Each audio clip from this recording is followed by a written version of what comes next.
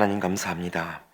오늘도 우리에게 새로운 하루를 주시고 그 시간의 시작을 예배의 자리에서 열 수 있게 해주심에 감사를 드립니다. 어제의 성탄 예배를 마치고 우리가 이제 한 해의 마지막을 앞두고 있는데 하나님, 우리를 위해 이 땅에 오신 예수님의 사랑과 은혜를 매 순간 기억하게 하시고 한 해를 돌아보는 가운데 하나님이 허락하신 감사의 제목들을 다시 한번 상기하며 내년을 잘 준비할 수 있도록 우리에게 지혜를 더하여 주시옵소서. 이 시간이 그저 나 하나의 기쁨과 만족만을 위하여 소모하는 시간이 아니라 주께서 우리 곁에 보내주신 많은 사람들과 함께 사랑을 나누며 서로를 위로하고 격려하는 따뜻한 시간들이 되게 하여 주시옵소서. 하나님, 특별히 우리 교회 안에는 자신과 가족의 질병을 두고 하나님의 만지심과 고치심을 간구하며 기도하는 성도님들이 계십니다. 갑작스러운 건강 문제로 치료를 시작하시는 분들이 있는가 하면 어린 자녀의 연약한 몸으로 인하여 오랜 시간 마음을 졸이고 기도하는 부모님들도 계십니다. 하나님, 머리부터 발끝까지 우리 성도님들 한 분 한 분과 그 자녀들의 건강을 붙들어 주시고 더 강건한 몸과 마음으로 주님의 부르심을 감당하며 살아갈 수 있도록 인도하여 주시옵소서. 또한 쇠약한 부모님의 건강을 돌보며 마지막을 준비해야 하는 성도님들도 계시는데 하나님, 우리에게 부활과 영생의 소망을 부어주셔서 연약한 육신이 다하는 날에도 새롭게 시작되는 하나님 나라의 꿈을 놓치지 않도록 도와주시옵소서. 가까이 준비되고 있는 올해의 마지막 주일 예배가 그렇게 살아계신 하나님을 만나는 새 은혜의 시작이 되게 하여 주시옵소서.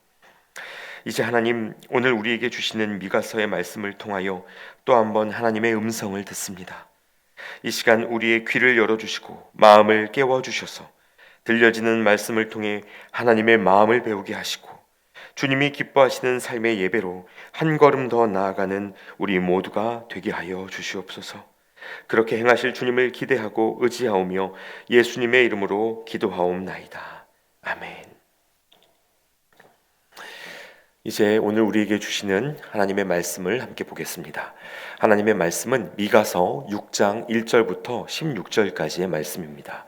미가서 6장 1절부터 16절까지의 말씀을 한 절씩 교독하시고 마지막 구절은 함께 읽겠습니다. 너희는 여호와의 말씀을 들을지어다. 너는 일어나서 산을 향하여 변론하여 작은 산들이 네 목소리를 듣게 하라 하셨나니 너희 산들과 땅의 견고한 지대들아, 너희는 여호와의 변론을 들으라. 여호와께서 자기 백성과 변론하시며 이스라엘과 변론하실 것이라. 이르시기를 내 백성아, 내가 무엇을 내게 행하였으며 무슨 일로 너를 괴롭게 하였느냐? 너는 내게 증언하라. 내가 너를 애굽 땅에서 인도해 내어 종노릇 하는 집에서 속량하였고 모세와 아론과 미리암을 네 앞에 보냈느니라. 내 백성아, 너는 모압 왕 발락이 꾀한 것과 부올의 아들 발람이 그에게 대답한 것을 기억하며 시딤에서부터 길갈까지의 일을 기억하라. 그리하면 나 여호와가 공의롭게 행한 일을 알리라 하실 것이니라. 내가 무엇을 가지고 여호와 앞에 나아가며 높으신 하나님께 경배할까? 내가 번제물로 1년 된 송아지를 가지고 그 앞에 나아갈까? 여호와께서 천천의 순양이나 만만의 강물 같은 기름을 기뻐하실까? 내 허물을 위하여 내 맏아들을, 내 영혼의 죄로 말미암아 내 몸의 열매를 드릴까?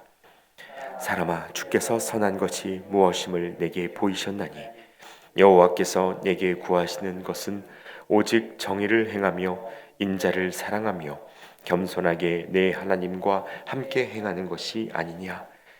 여호와께서 성읍을 향하여 외쳐 부르시나니 지혜는 주의 이름을 경외함이니라. 너희는 매가 예비되었나니 그것을 정하신 이가 누구인지 들을지니라. 악인의 집에 아직도 불의한 재물이 있느냐? 축소시킨 가증한 에바가 있느냐? 내가 만일 부정한 저울을 썼거나 주머니에 거짓 저울줄을 두었으면 깨끗하겠느냐? 그 부자들은 강포가 가득하였고 그 주민들은 거짓을 말하니 그 혀가 입에서 거짓되도다. 그러므로 나도 너를 쳐서 병들게 하였으며 내 죄로 말미암아 너를 황폐하게 하였나니 네가 먹어도 배부르지 못하고 항상 속이 빌 것이며 네가 감추어도 보존되지 못하겠고 보존된 것은 내가 칼에 붙일 것이며 네가 씨를 뿌려도 추수하지 못할 것이며 감람 열매를 밟아도 기름을 네 몸에 바르지 못할 것이며 포도를 밟아도 술을 마시지 못하리라.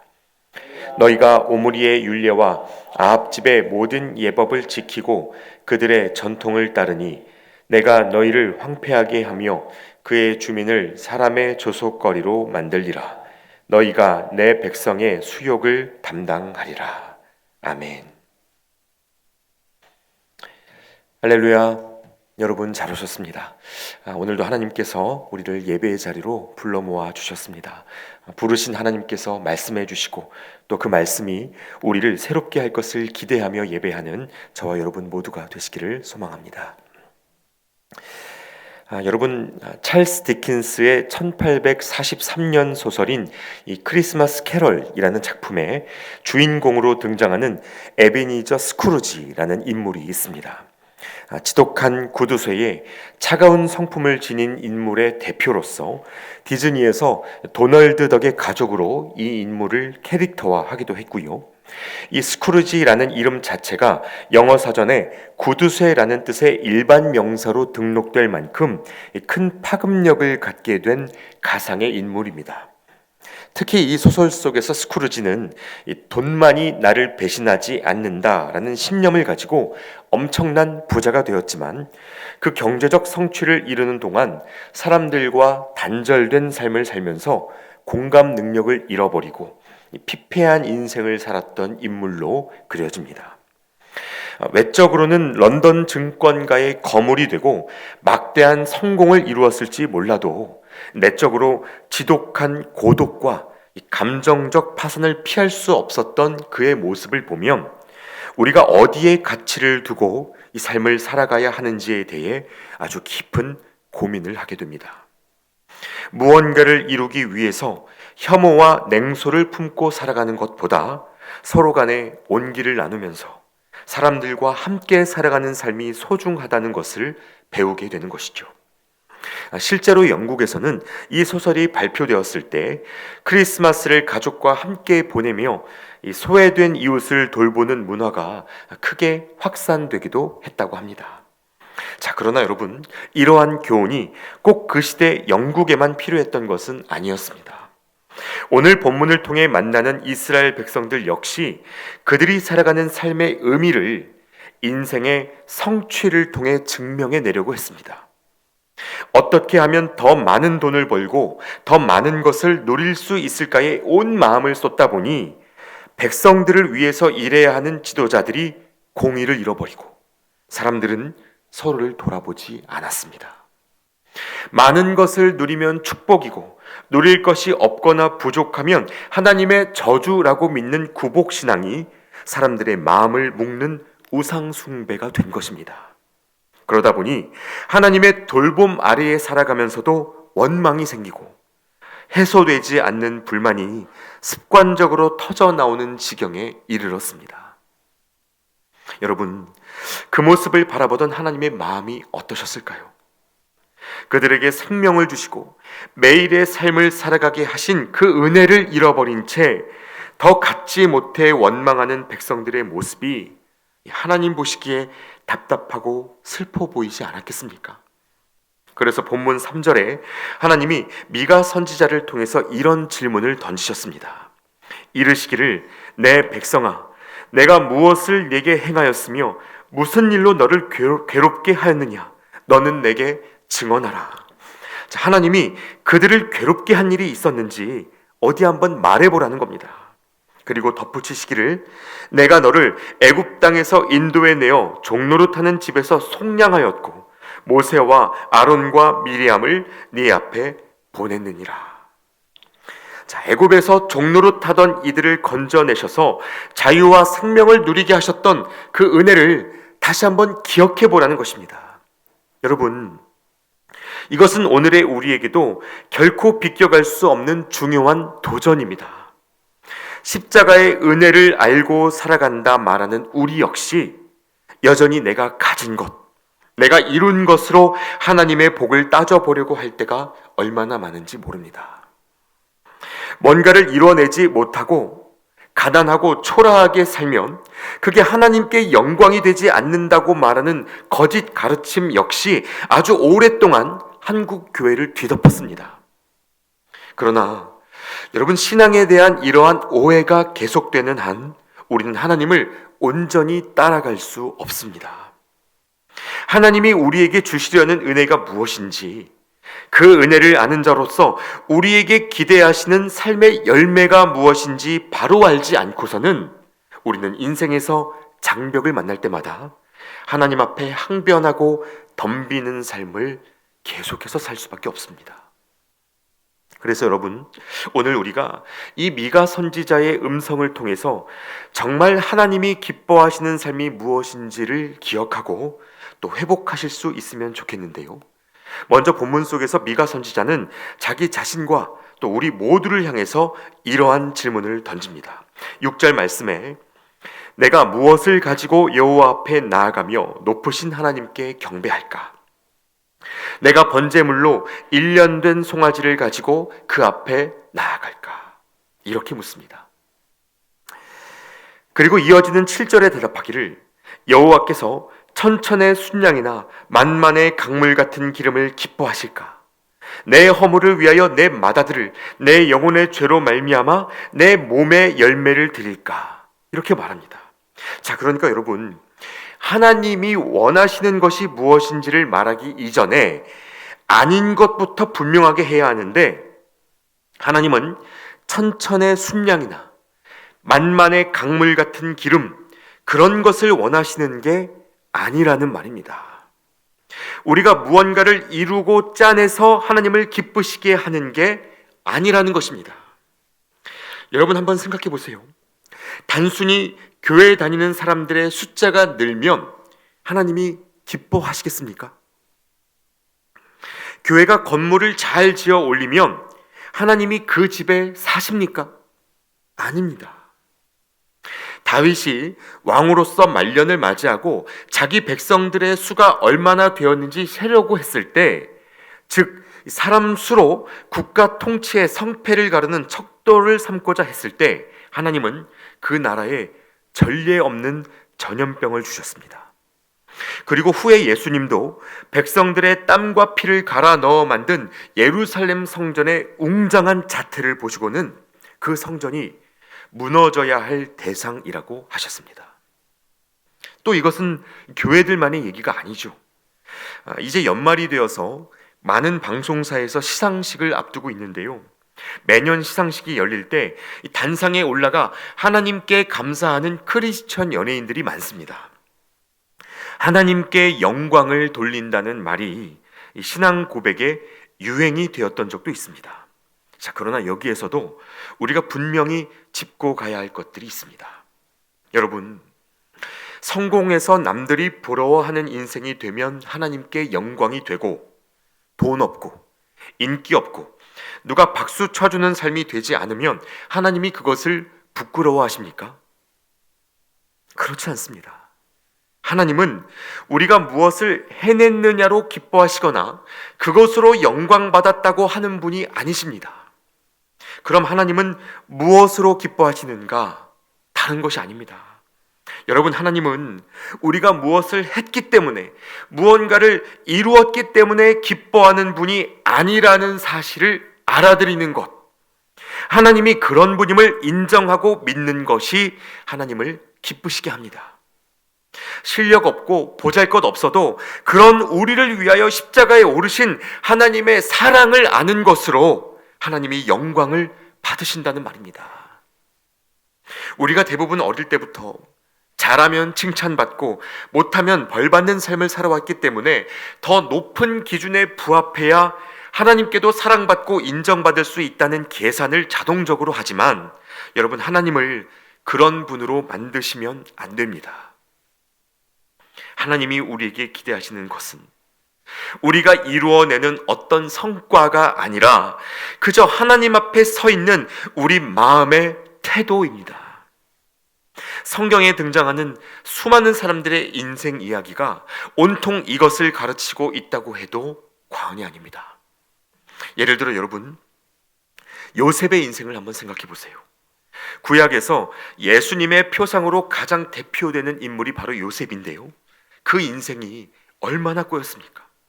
형들에게 버림받고 말도 통하지 않는 타국의 노예로 팔려가 살았습니다. 사랑받는 막내 아들로 이 채색 옷 입고 살다가 하루아침에 누군지도 모르는 사람의 종이 됐습니다. 그 말도 안 되는 시간을 성실과 충성으로 버티면서 살았는데 그 대가가 고작 억울한 누명을 쓰고 왕궁 감옥에 갇혀버린 일이었습니다. 성취를 기준으로 하면요, 저주받은 인생입니다. 그런데 그가 노예로 살고 죄수로 살고 있을 때 그에 대한 성경의 평가가 어땠는지 기억하십니까? 하나님이 그와 함께 하심으로 그가 형통하였다. 여러분, 이것이 요셉의 그 꼬인 인생에 대한 성경의 진단이었습니다. 말이 안 되지 않습니까? 어떻게 여기에 형통이라는 단어를 붙일 수 있습니까? 여러분, 그것은 바로 기준이 달랐기 때문이었습니다. 하나님의 기준이 성과에 있지 않고 마음과 태도에 있기 때문에 이렇게 말할 수 있었던 것입니다. 우리는 그가 총리가 된 것이 형통이라고 생각하지만 여러분, 이 형통이라는 단어는 오히려 요셉이 총리가 된 이후에는 성경에 다시 등장하지 않습니다. 게다가 여러분, 신약시대 예수님의 모습이 어떠셨는지도 생각해 보시면 좋겠습니다. 예수님이 요단강에서 세례 받으실 때 이는 내 사랑하는 아들이요 나의 기뻐하는 자라라는 하늘의 음성이 있었죠. 그런데 여러분, 당시 청년이었던 예수님이 특별히 이루신 일이 있었습니까? 몫으로서 돈을 많이 벌거나 사람들의 인정을 받고 부러움을 사신 적이 있었습니까? 그런 적이 없습니다.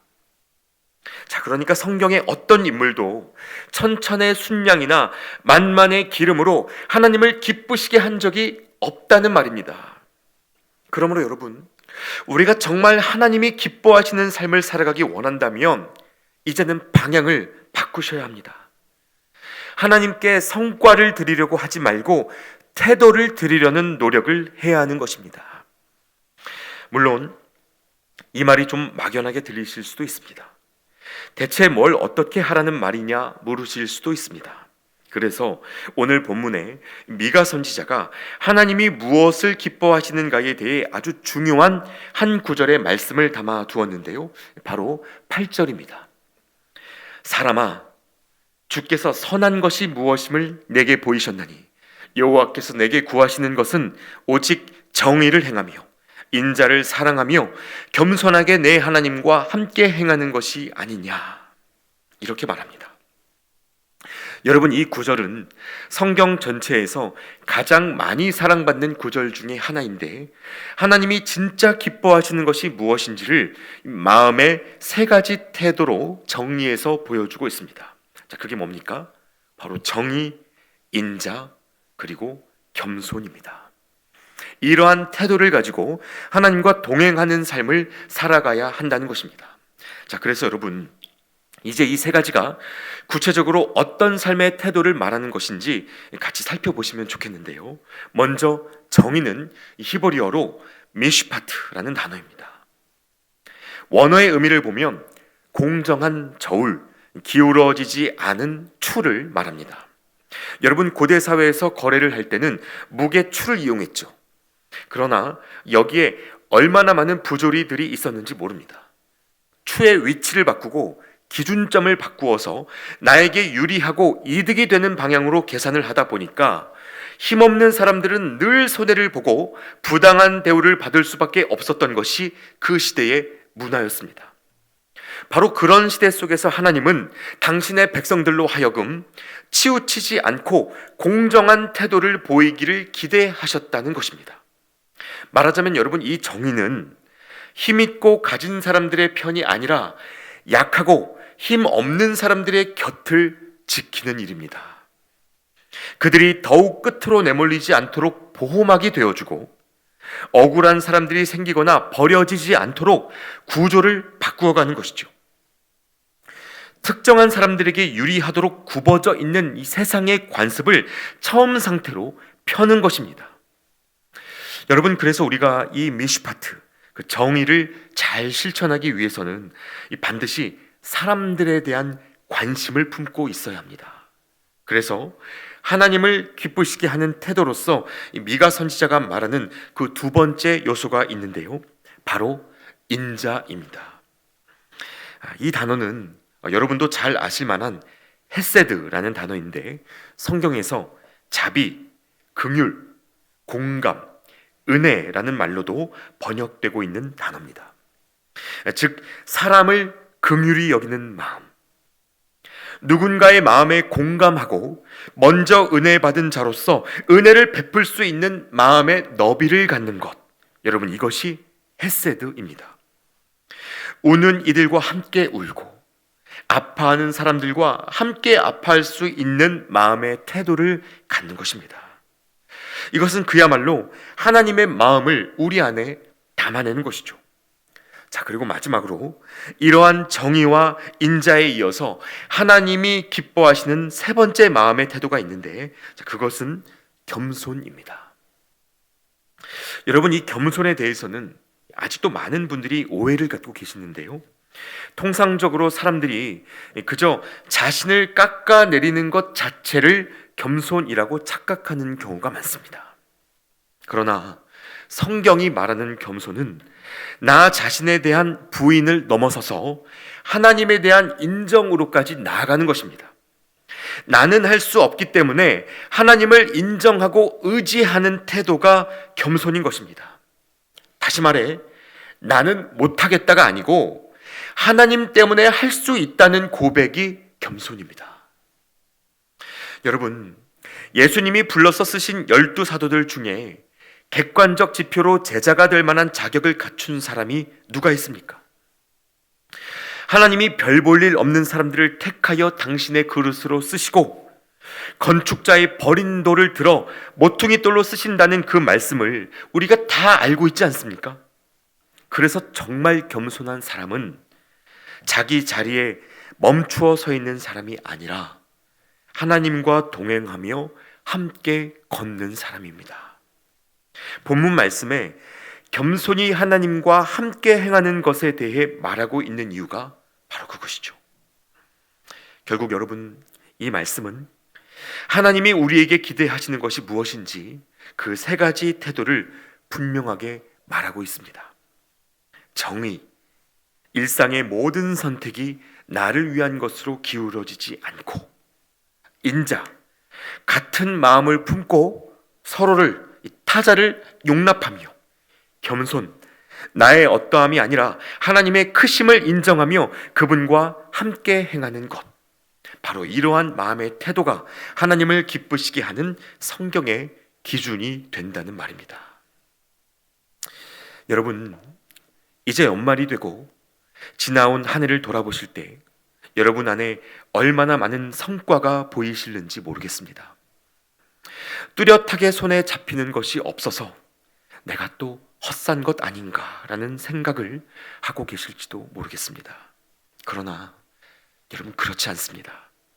하나님의 평가 기준은 성과가 아니라 태도입니다. 성과는 외부에 쌓이지만 태도는 내면에 쌓입니다. 성과는 비교적 눈에 보이지만 태도는 대체로 감추어져 있습니다. 그리고 무엇보다 이 둘 사이의 가장 큰 차이는 그것이 만들어지는 방식에 있는데요, 여러분, 성과는 우리가 무언가를 해낼 때 만들어지죠. 그러나 태도는 그렇게 만들어지지 않습니다. 하나님이 기뻐하시는 마음의 태도가 어떻게 만들어지는가? 그것은 바로 내가 해낼 수 없었을 때입니다. 실력이 없고 능력이 모자라서 하나님을 의지하게 될 때, 그렇게 하나님의 현존 앞에 서는 시간이 있을 때 우리 안에 믿음의 태도가 빚어지는 것입니다. 그러므로 여러분, 올해 우리가 기도했던 많은 일들이 뜻대로 흘러오지 않았다면 이제 그것이 만들어낸 마음의 중심에 주목하실 수 있기를 바랍니다. 실패와 좌절을 만나고 그래서 하나님 앞에 더욱 서게 됐다면 여러분, 그것은 분명히 우리 안에 더욱 귀한 태도를 만들게 했을 것입니다. 정의에 대한 갈망, 사람을 귀히 여길 줄 아는 헤세드의 마음, 그리고 무엇보다 하나님을 붙들게 하는 그 겸손한 동행이 우리 안에 더욱 깊이 새겨졌을 것입니다. 여러분, 오늘 하루를 살아가실 때 이 말씀을 기억하시고 자신과 서로를 격려해 주시면 좋겠습니다. 참 수고했다. 올해도 잘 살았다. 그렇게 토닥이면서 다가오는 한 해를 또 한 번 믿음으로 맞이하는 저와 여러분이 되시면 좋겠습니다. 하나님이 늘 우리를 붙드시고 그렇게 귀한 믿음의 태도를 가진 사람들로 날마다 새롭게 이끌어가 주실 것입니다. 함께 기도하겠습니다. 가인의 제사보다 아벨의 마음을 기뻐하셨던 하나님, 성탄을 지내고 한 해를 마무리하는 이 시간에 생명이 위태로운 유대 광야에서 푸른 초장을 노래했던 다윗의 믿음과 노예로 팔려간 현실 속에서 형통을 누리던 그 요셉의 영적인 순수가 우리 안에 회복되게 하여 주시옵소서. 보이는 성과에 매이는 것이 아니라 정의와 인자와 겸손으로 하나님과 동행하는 믿음의 태도를 지키는 우리가 되게 하여 주시옵소서. 내가 원하는 한 가지, 주님의 기쁨이 되는 것이라고 노래하던 그 찬양의 고백이 오늘 우리의 삶으로 드려지게 하여 주시옵소서. 우리 곁에 오셔서 날마다 함께해 주시는 임마누엘 예수 그리스도의 이름으로 기도드리옵나이다. 아멘. 이제 각자의 기도 제목으로 계속해서 기도하시겠습니다.